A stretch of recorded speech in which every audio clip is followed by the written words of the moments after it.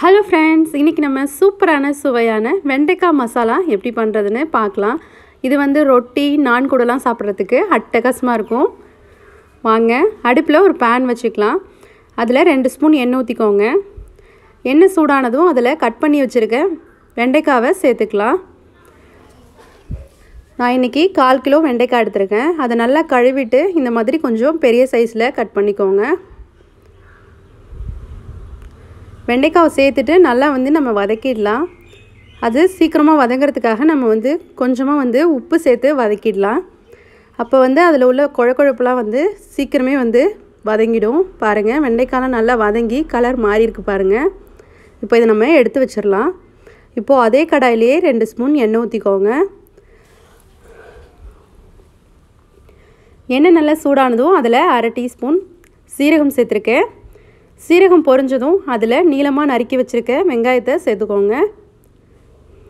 அது கூடவே ஒரு பச்சை மிளகாவை பொடியாக நறுக்கி சேர்த்துருக்கேன்.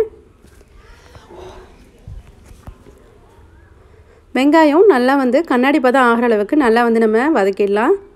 நல்லா வதங்கினதுக்கப்புறம் இதில் 2 தக்காளியை அரைச்சி வச்சுருக்கேன். அதை நம்ம சேர்த்துக்கலாம். அது கூடவே ஒரு வெங்காயத்தையும் அரைச்சி வச்சுருக்கேன். அதையும் நம்ம சேர்த்துக்கலாம். நீங்கள் சின்ன வெங்காயம் கூட அரைச்சி சேர்த்துக்கலாம். அதுவும் நல்லாயிருக்கும். இப்போது எல்லாத்தையும் நல்லா வதக்கிக்கோங்க. நம்ம அரைச்சி சேர்க்கறதுனால அதோட பச்சை வாசனை போகிறது கொஞ்சம் டைம் ஆகும். அதனால் நல்லா வதக்கிடணும். இப்போ 1/4 டீஸ்பூன் இஞ்சி பூண்டு விழுதும் சேர்த்துருக்கேன். அதையும் நல்லா நம்ம வதக்கிடலாம். எல்லாமே நல்லா வதங்கினதுக்கப்புறம் இதில் நம்ம மசாலா சேர்த்துக்கலாம். 1/4 டீஸ்பூன் மஞ்சள் தூள் சேர்த்துருக்கேன்.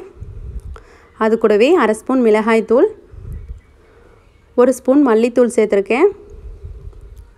அடுத்து 1/2 ஸ்பூன் கரம் மசாலா சேர்த்துருக்கேன். இப்போது இது எல்லாத்தையும் நல்லா நம்ம கலந்து விட்டுக்கலாம். நம்ம சேர்த்துருக்க மசாலாவோட பச்சை வாசனை போகிற அளவுக்கு நல்லா நம்ம கலந்து விட்டுக்கலாம். இப்போது நல்லா வதக்கியாச்சு. இப்போ நம்ம வெண்டைக்காய் மசாலாவுக்கு தேவையான உப்பு சேர்த்துட்டு தண்ணி ஊற்றிக்கோங்க. நம்ம வெண்டைக்காயில் ஏற்கனவே உப்பு சேர்த்துருக்கோம். அதனால் நம்ம இந்த டைமில் கொஞ்சமாக உப்பு சேர்த்துக்கலாம். இப்போ வாசனைக்காக கொஞ்சமாக கருவேப்பிலை சேர்த்துருக்கேன். இப்போது நல்லா கலந்து விட்டாச்சு. இப்போ இதோட பச்சை வாசனைலாம் நல்லா போனதுக்கப்புறம் நம்ம இப்போது கடைசியாக இதில் 2 ஸ்பூன் தயிர் சேர்த்துக்கலாம். நம்ம தயிர் சேர்த்து பண்ணும்போது இந்த வெண்டைக்காய் மசாலா ரொம்ப டேஸ்ட்டாக ரொம்ப கிறிஸ்பியாக நல்லாயிருக்கும். வெண்டைக்காய் சுத்தமாகவே குழகுழப்பு இல்லாமல் ரொம்ப சாப்பிட்றதுக்கு ரொம்ப நல்லாயிருக்கும். நம்ம கடைசியாக தயிர் சேர்த்துட்டு நல்லா இந்த மாதிரி கலந்து விட்டுக்கோங்க.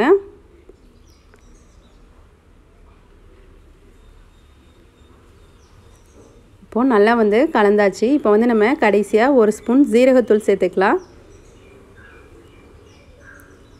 சீரகத்தூள் சேர்த்துட்டு நல்லா இதையும் கலந்து விட்டுக்கோங்க. இப்போ நம்ம வதக்கி வச்சுருக்க வெண்டைக்காவை சேர்த்துக்கலாம்.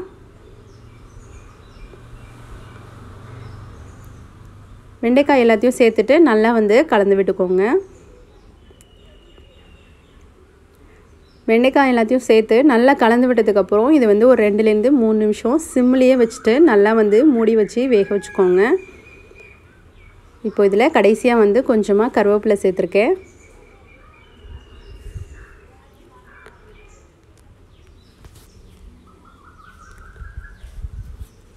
இப்போ பார்த்திங்கன்னா நம்மளோட வெண்டைக்காய் மசாலா சூப்பராக ரெடி ஆயிடுச்சு. இப்போது இதை நல்லா கலந்து விட்டுட்டு நம்ம அடுப்பை நிறுத்திடலாம். அவ்வளோதான், நம்மளோட சூப்பரான சுவையான வெண்டைக்காய் மசாலா ரொம்ப ரொம்ப டேஸ்டியாக ரெடி ஆயிடுச்சு. இதை நீங்கள் சுட சுட சப்பாத்தி, ரொட்டி, நான் கூடலாம் வச்சு சாப்பிட்டிங்கன்னா அட்டகாசமாக இருக்கும். ஹோட்டல்லலாம் இது பிண்டி மசாலான்னு சொல்லுவாங்க. ரொம்ப ஃபேமஸாக ரொம்ப நல்லாயிருக்கும். கண்டிப்பாக இதை உங்கள் வீட்டில் செஞ்சு பாருங்கள். இந்த ரெசிபி உங்களுக்கு பிடிச்சிச்சின்னா லைக் பண்ணுங்கள், ஷேர் பண்ணுங்கள். மறக்காமல் எங்கள் சேனலை சப்ஸ்கிரைப் பண்ணுங்கள். தேங்க்யூ.